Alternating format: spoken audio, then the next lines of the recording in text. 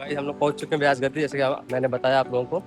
तो ये महात्मा जो वेद व्यास जी थे उनके बारे में, उनका जो यहाँ पे उपदेश स्थली है और वो उन्होंने प्राचीन काल में यहाँ पे बैठ के उपदेश दिया था और तपस्या की थी इस भूमि में। तो यहाँ पे उनका मंदिर बना हुआ है, तो आपको मंदिर के पास चलते हैं और दर्शन कराते हैं आप लोगों को। चलिए गाइस आओ।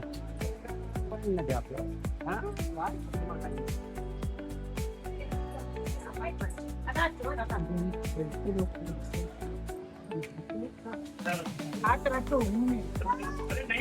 कहाँ से एंट्रेंस कहाँ से?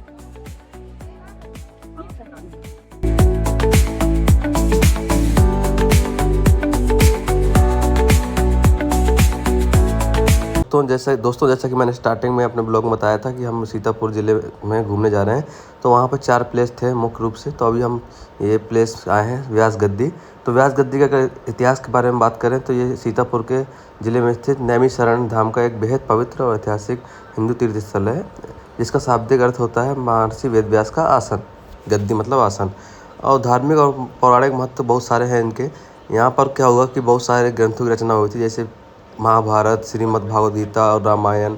और यहाँ पर बहुत सारे वेदों का विभाजन भी हुआ था गाइज। वेद का विभाजन हुआ था, श्री सत्यनारायण व्रत कथा की रचना की गई थी।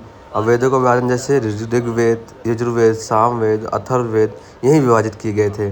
और ये जो आपको पेड़ दिख रहा है बरगद का, इसी पेड़ के नीचे हमारे जो वेद व्यास जी थे, उन्होंने शिष्यों को ज्ञान दिया। और ये इसी धरती पर 88,000 ऋषि मुनियों ने तपस्या की थी। और अगर मुख्य आकर्षण की बात करें अगर हम, तो ये जो आपको बरगद का पेड़ दिख रहा है यहाँ पर, यही मेन बरगद का पेड़ है। और इस पेड़ के ये पेड़ जो है 5,000 साल से भी ज़्यादा पुराना है गाइज। माना जाता है कि यहीं पर इसी पेड़ के नीचे बैठकर हमारे वेद व्यास जी ने रामायण लिखी थी और शिष्यों को ज्ञान दिया था, उपदेश दिया था।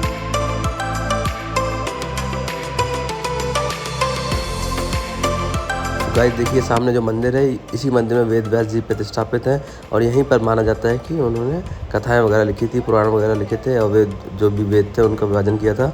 और अगर हम नैमिषारण्य स्थान की इस पार्ट की बात करें यहाँ घूमने के लिए, तो यहाँ की टाइमिंग जो रहती है वो 5:30 बजे से रात 9 बजे तक दर्शन के लिए खुला रहता है। और पहुँचने के लिए आप सड़क मार्ग का यूज कर सकते हैं। सीतापुर शहर से लगभग 35 किलोमीटर की और लखनऊ से लगभग 90 से 80 किलोमीटर के बीच में पड़ता है। और रेल मार्ग जो है यहाँ पर सबसे नज़दीकी रेलवे स्टेशन गाइज सीतापुर है, जंक्शन जिसे बोलते हैं। हवाई मार्ग अगर आपको आना है तो अंतर्राष्ट्रीय हवाई अड्डा लखनऊ है, फिर वहाँ से आप बाई रोड बस से या फिर कार से आ सकते हैं, जो कि 70 से 80 किलोमीटर है। तो गाइज ये ही था हमारा ब्लॉग। और ये जो मेन टेम्पल एक दिख रहा है आपको सामने, इस मंदिर में भी हम लोग अंदर गए थे। तो यहाँ पे कथा वगैरह सब हुआ करती है।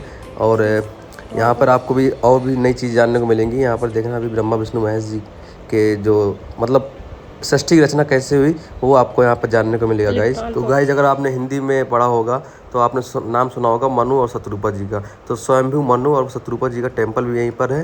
और गाइज सामने आप देख पा रहे थे, ये जो मंदिर दिख रहा है यही है मनु और शत्रुपा जी का, जो सृष्टि के प्रथम मानव जोड़े माने जाते हैं। मतलब मनु जी जो थे वो पुरुष थे और महिला थी हमारी ये शत्रुपा। तो इनके दोनों के मिलन से ही हमारे सृष्टि की रचना हुई है गाइज। तो इन दोनों से संसार का, इंसानों की विश्व परंपरा की शुरुआत हुई है। दुर्लभ चीज देखने को हमको यहाँ मिली है। इलेक्ट्रॉन मतलब ब्रह्मपाद, प्रोटॉन मतलब विष्णुपाद, न्यूट्रॉन शिवपाद मतलब पाद मतलब पैर। तो गाइस कितना यूनिक मतलब बताया गया यहाँ पर। ये जो मटेरियल है, पदार्थ है, इसकी रचना हमारे ब्रह्मा विष्णु महेश जी ने की है। और उसके 3 कर जो होते हैं, 3 कर जो होते हैं उसके बारे में बताया गया है। आपने साइंस में पढ़ा होगा इलेक्ट्रॉन, प्रोटॉन, न्यूट्रॉन के बारे में। तो वही चीज़ यहाँ बताई गई है गाइस। बहुत ही अच्छा लगा जानकर। थैंक यू गाइस हमारा ब्लॉग देखने के लिए। अगर आपको ये ब्लॉग पसंद आया तो प्लीज़ लाइक, शेयर और कमेंट करें हमारे वीडियोस को, और चैनल सब्सक्राइब करें और बेल आइकन प्रेस करना ना भूलें, जिससे आपको रेगुलर अपडेट्स मिलते रहें। जय हिंद, जय भारत। Thank you guys.